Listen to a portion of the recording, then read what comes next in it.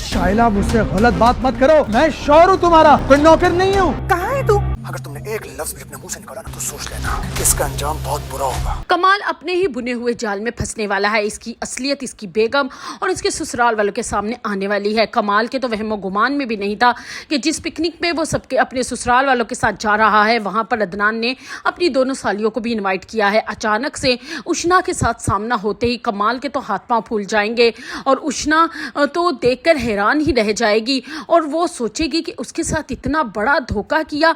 उसकी बहन की नंद का शौहर कमाल निकला। उष्णा के लिए भी एक शौक से कम नहीं था कमाल को वहां देखना। उसे जब पता चला कि उसकी बहन की नंद का शौहर है कमाल और उसने उसके साथ कितना बड़ा प्यार के जाल में फंसाकर उसके साथ धोखा किया है और उसे यहाँ तक कि उसके घर वालों और उसके बहनोई की नज़र में गिरा दिया। अब उष्णा समीन जैसी बिल्कुल नहीं है। साबिर और शाकिर वो अपने हक के लिए लड़ना जानती है और ये बात कमाल अच्छे तरीके से जानता है। इसीलिए उष्णा को वहां से देख के ही वो पिकनिक से रफू चक्कर हो जाएगा, अंदर जाके किसी कमरे में बंद हो जाएगा और सोचेगा कि अब वो क्या करे, क्योंकि अचानक से ये सारे हालात पैदा हो जाना कमाल के लिए इससे निकलना इतना आसान नहीं है।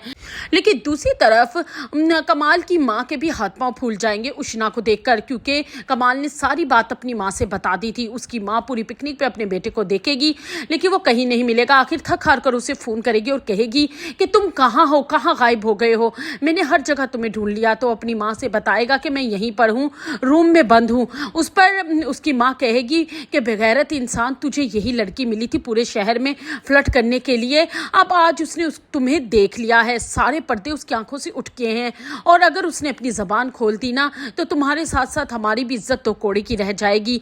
अब कुछ करना है तो तू ही कर, उस लड़की की जबान किसी तरीके से बंद करवा के वो ये सच उगल ना सके, वरना तेरी बीवी तुझे हरगिज नहीं छोड़ेगी। और कमाल के भी हाथ पांव फूले होंगे। वो अपनी माँ से कहेगा मैं आगे ही घबरा रहा हूँ और आप मुझे और मजीद परेशान कर रही हैं।